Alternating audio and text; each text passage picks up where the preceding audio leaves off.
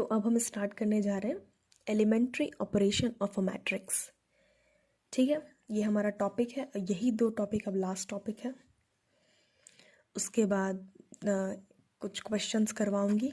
एक टॉपिक और है, मतलब कि यही मेन टॉपिक यही है, कॉन्सेप्ट बेस यही टॉपिक है। उसके बाद इसी से बेस्ड आगे चीज़ें हैं। तो हम पहले पढ़ते हैं elementary operation of a matrix. अब ये भी हम कैसे समझेंगे? No definition, no any discussion. Yes, discussion तो होगा ही, एग्जाम्पल से हम समझेंगे, ये ऐसे हम नहीं समझ पाएंगे। ठीक है, तो लेट राइट एग्जाम्पल फर्स्ट। तो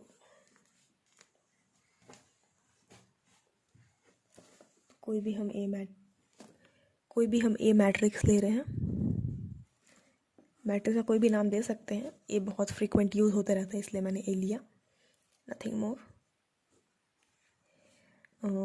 ए मैट्रिक्स है, ये क्या लेंगे? 1 2 3 -1 0 1 2 4 7।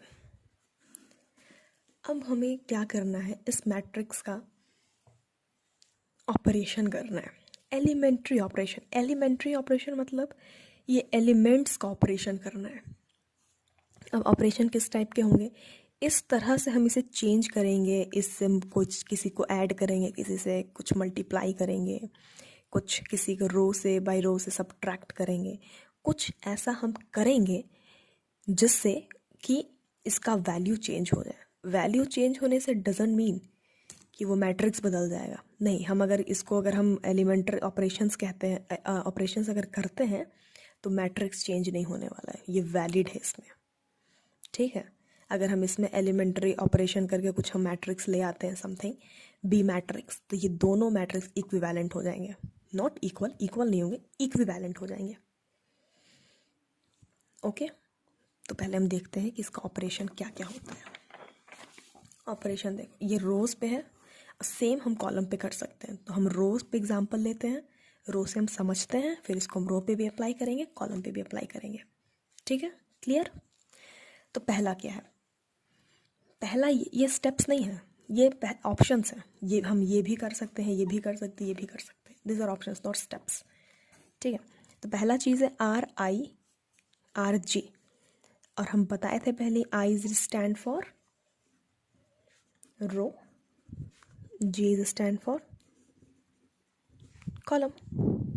ठीक, नहीं, बट यहाँ पे I और J कॉलम नहीं है, सॉरी माई मिस्टेक। यहाँ पे I और J कॉलम नहीं है, यहाँ पे I एंड J दोनों रो है, बस ये रो का नाम है। मतलब मान लो I को हम मान लें ये R1 है, ये R2, दैट्स इट, यही है इसका, इतना ही सीन है। ये J नहीं कॉलम है, यहाँ पे कॉलम नहीं है J। तो अब देखते हैं, हम इस पे पहला ऑपरेशन अप्लाई करके देखते हैं क्या कहता है। RI tends to interchange to RJ and RJ also, क्योंकि दो एरो दिया है ना, मतलब RI RJ में इंटरचेंज होगा और RJ RI में इंटरचेंज होगा, दोनों वैलिड है।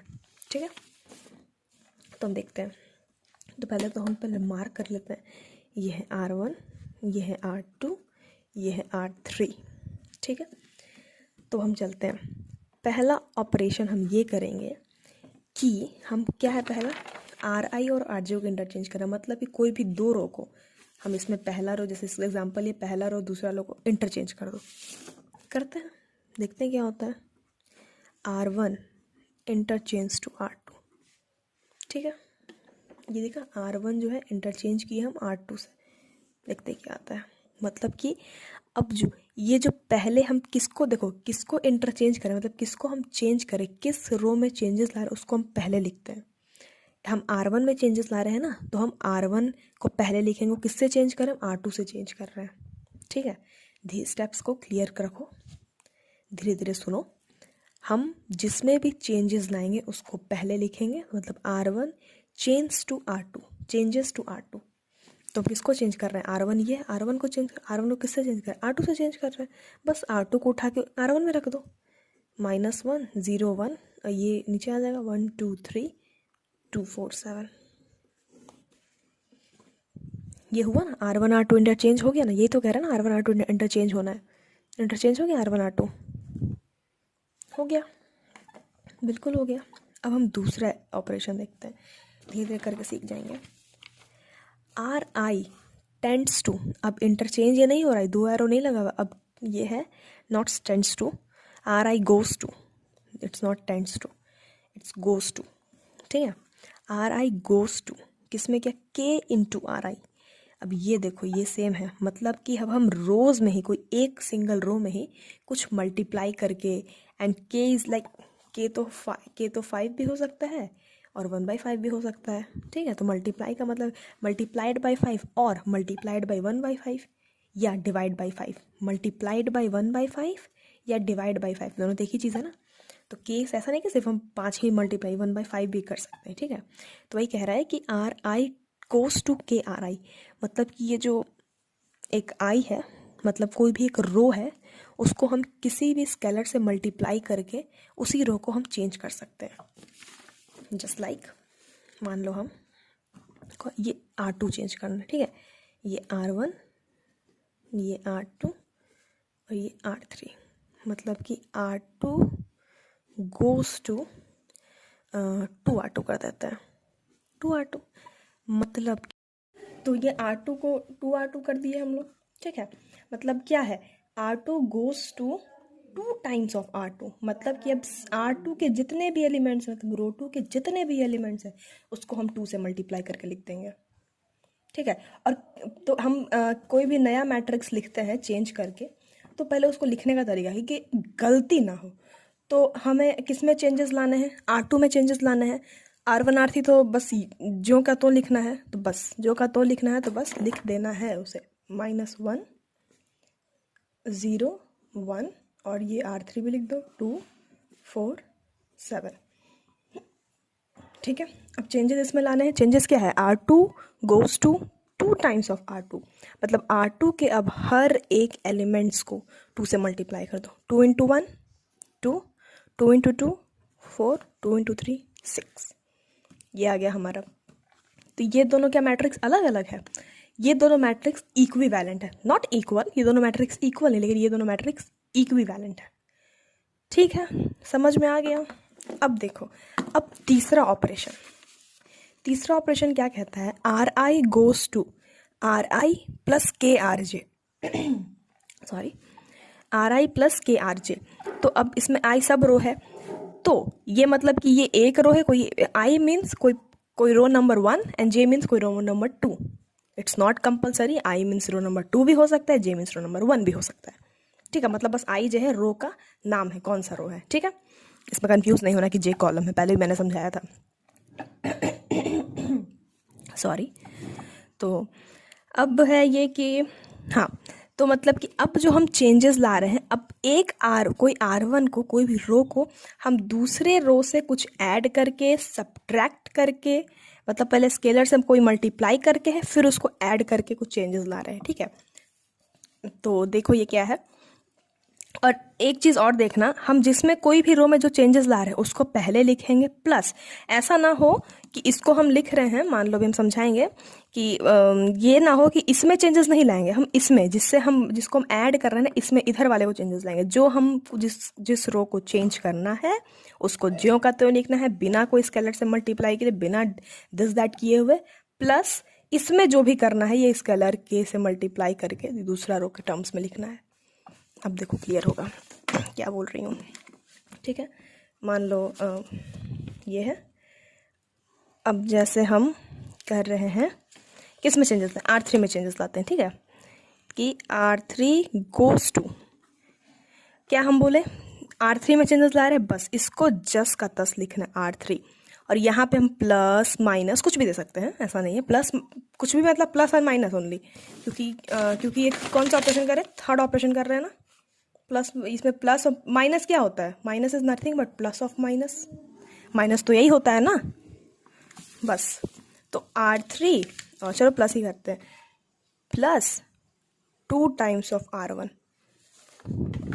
समझ में आया क्या लिखा हुआ है, R3 goes to R3 plus 2 times of R1, ये है R1, ये है R2, ये है R3, मतलब जो R3 है अब वो क्या हो जाएगा, R3 plus 2 times of R1, तो हम पहले क्या करते हैं, हम इसे इधर कर दें, इधर, क्योंकि अगर आप नए हो, ये चीज़ नया सीख रहे हो, then do it at a fresh तरीके से करो। ये नहीं कि हड़बड़ी में कि हमारा कैलकुलेशन बड़ा अच्छा है, नहीं, इसमें बहुत सी गलतियाँ होती हैं, बहुत सी। मैं भी स्टार्टिंग में गया तो फ्रेश पहले करती थी, उसके बाद उसको करती थी। तो हमें चेंजेस, तो R3 लिख देंगे। R3 पहले क्या था, 2 4 7 था, ठीक है। अब क्या होगा, R3 goes to R3 plus 2R1 हो गया, है ना। मतलब कि अब जैसे कि अब R3 में क्या ऐड हो रहा है, R3 में क्या ऐड हो रहा है, 2R1 ऐड हो रहा है ना। R3 प्लस 2R1 है, तो अब 2R1 सिर्फ करेंगे, 2 इंटू R1। तो 2 इंटू R1 क्या है, R1 को 2 से कर दो, -2, 2 इंटू 0 0, 2 इंटू 1 2।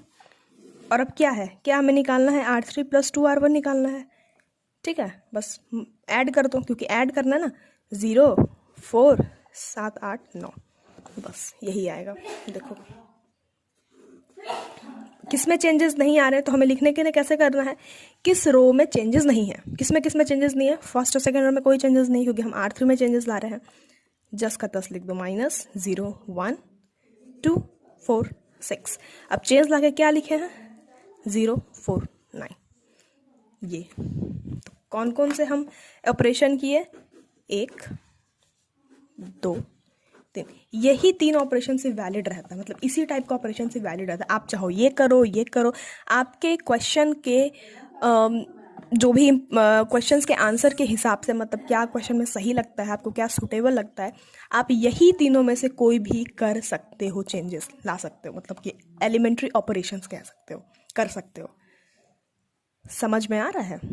अभी एग्जाम्पल्स और देखेंगे ना तो और अच्छे से क्लियर होगा। तो और एग्जाम्पल देखते हैं, ठीक है।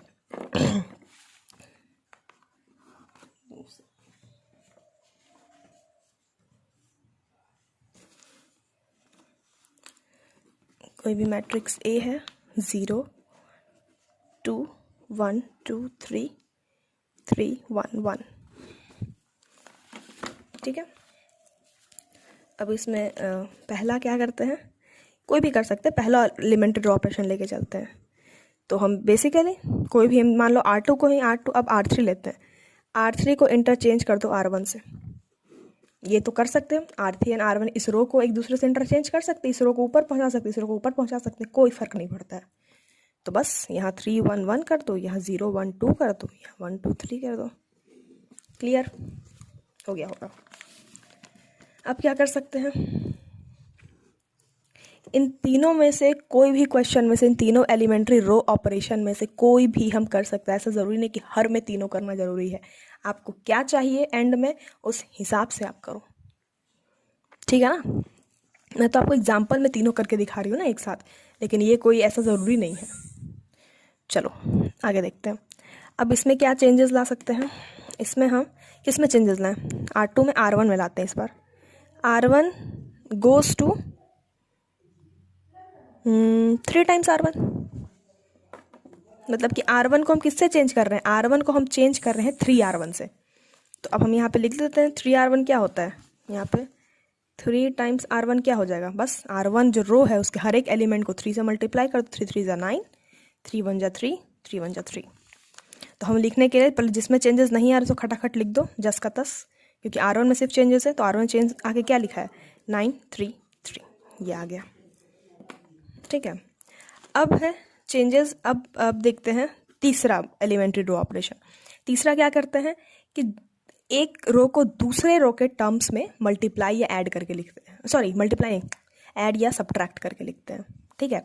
तो अब हम किस में लाते हैं, R2 में देखते हैं, मतलब कि R2 में चेंजेस ला रहे हैं, तो जिसमें R2 गोज़ टू, क्योंकि R2 चेंज हो रहा है तो इसको 10 का 10, ठीक है।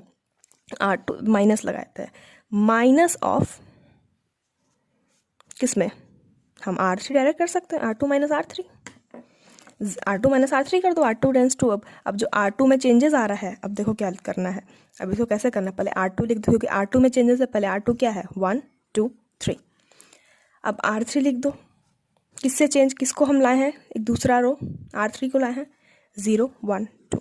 अब क्या बोल रहा है, R2 माइनस R3 कर दो, minus minus minus, 1 minus 0 1, 2 minus 1 1, 3 minus 2 1, clear clear, ये ऐसे ये ऐसे। अब क्या करना है, R2 ये है R1, ये है R2, ये है R3, ठीक है। अब किस में चेंजेस है, R2 में चेंजेस है, होल्ड इट, अभी रुक जाओ।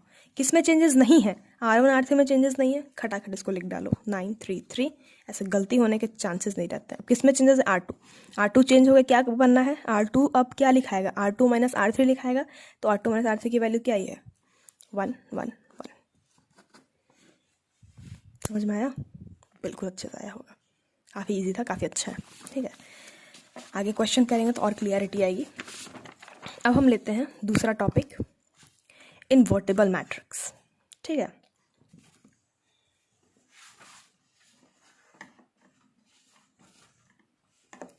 इनवर्टिबल मैट्रिक्स क्या कहता है, if A is a square matrix, note it, if A is a square matrix. अब फॉर इनवर्टिबल मैट्रिक्स इनवर्टिबल होने के लिए हम डेफिनेटली हमेशा ए मैट्रिक्स और स्क्वायर मैट्रिक्स लेंगे। रेक्टेंगुलर मैट्रिक्स के लिए ये वैलिड नहीं है।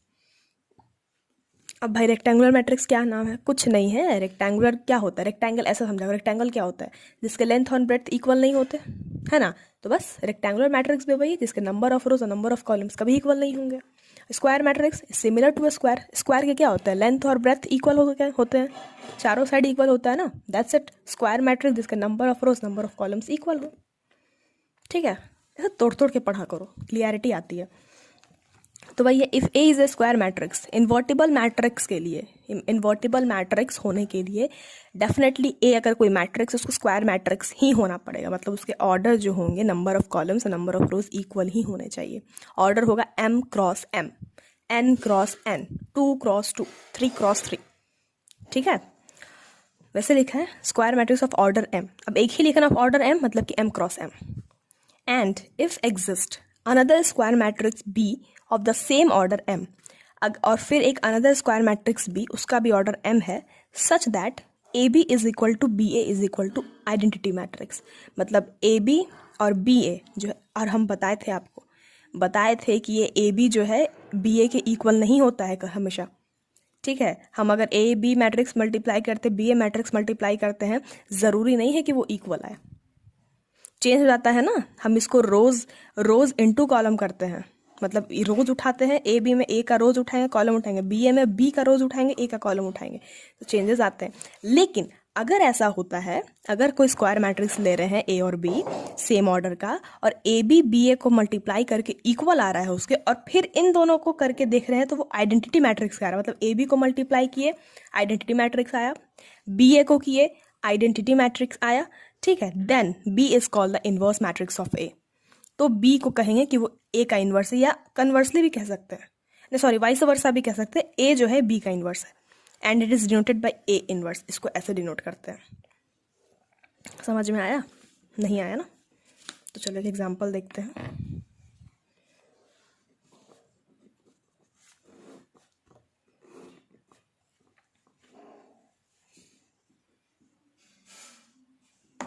एग्जाम्पल है 2 3 1 2, बी 2 -3 -1 2। अब ये दो मैट्रिक्स है, हमें इसे चेक करना है कि क्या ये मैट्रिक्स इन्वर्टिबल है, मतलब ए बी का इन्वर्स है या फिर बी ए का इन्वर्स है। यही चेक करना है क्या ए बी मैट्रिक्स इन्वर्टिबल है या नहीं। तो फिर क्या कंडीशन था, पहले हम चेक करेंगे कि हम चेक भी कर सकते हैं कि नहीं। हाँ, ए इज ए स्क्वायर मैट्रिक्स, क्या end of order m, and if exist another square matrix b।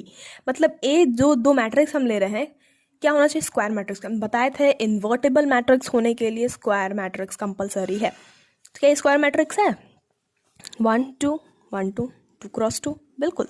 Number of rows और नंबर ऑफ कॉलम सेम है, ये भी 2 क्रॉस 2 है, नंबर ऑफ कॉलम्स और नंबर ऑफ रोज सेम है, एंड इन दोनों का ऑर्डर भी सेम है। मेक श्योर कि इन दोनों का ऑर्डर सेम होना चाहिए, कोई भी दो मैट्रिक्स है दोनों का ऑर्डर भी सेम। अगर ये 3 क्रॉस 3 होता, ये भी 3 क्रॉस 3 होता, ठीक है। तो हाँ, अब हम इसको चेक कर सकते हैं कि ये मैट्रिक्स इन्वर्टिबल है या नहीं। चेक करने का पहला कंडीशन हम फुलफिल कर लिए, क्या देखना था हमें, ओके। अब दूसरा देखते हैं। अब ए बी करते हैं, मल्टीप्लिकेशन बताए थे। मल्टीप्लिकेशन में क्या होता है, हम इसका ऑर्डर कैसे लिखेंगे, पहले का ये तो सेम होना ही है। अब बचा क्या, 2 क्रॉस 2, 2 क्रॉस 2 इसका हो गया, 2 रोज 2 कॉलम, तो 2 इंटू 2 4, हम डायरेक्ट कर रहे हैं, प्लस 3 इंटू -1 -1, तो 4 - 3 1। अब 2 इंटू -3 -6 प्लस 3 इंटू 2 6 0, 2 1 ज़ा 2 -2 0 -3 + 4 0।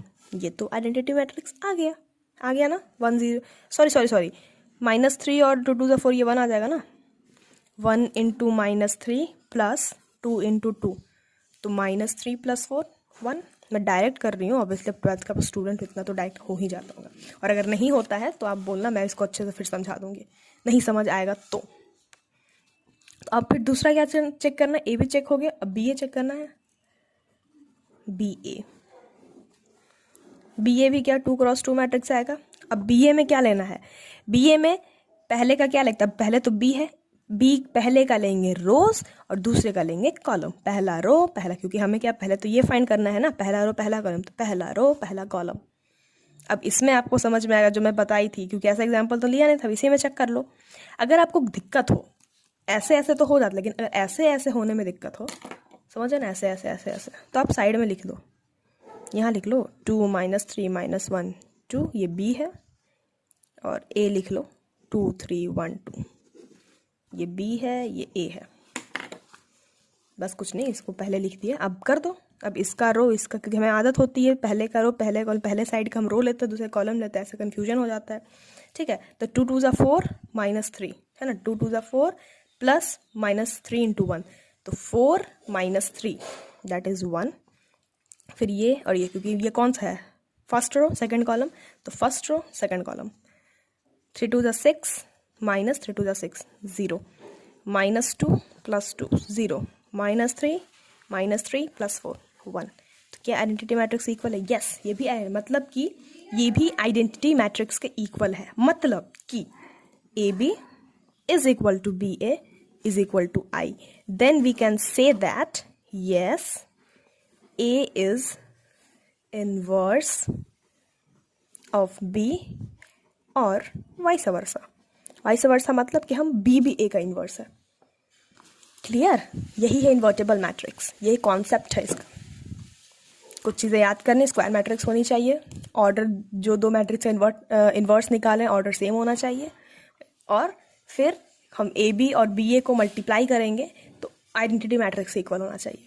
3 कंडीशन है, इसको याद रखो, यही 3 बस याद रखो ना, हर चीज़ में मैं कहीं ना, मैट्रिक्स और डिटर्मिनेंट चैप्टर जो है सिर्फ रटने वाला चैप्टर है, कोई कॉन्सेप्ट बेस्ड नहीं है, बस वही जो भी एलिमेंट्री ऑपरेशन पता है, यही एक कॉन्सेप्ट है इसमें, ठीक है। ऐसा कुछ है नहीं उसके बाद कि कोई मतलब बहुत कुछ एक नया कॉन्सेप्ट, नया दिमाग लगाना, कुछ नहीं। इन्वर्टेबल मैट्रिक्स है, खट से दिमाग में क्लिक करना चाहिए कि ए स्क्वायर मैट्रिक्स होना चाहिए, बी भी ऑब्वियसली इन्वर्टेबल मैट्रिक्स चेक करना है, तब ए अकेला चेक करने के लिए तो नहीं होगा ना, कोई पेयर तो बनेगा ही, बी स्क्वायर मैट्रिक्स होना चाहिए, ठीक है, दोनों का स्क्वायर मैट्रिक्स हो, दोनों का ऑर्डर सेम हो।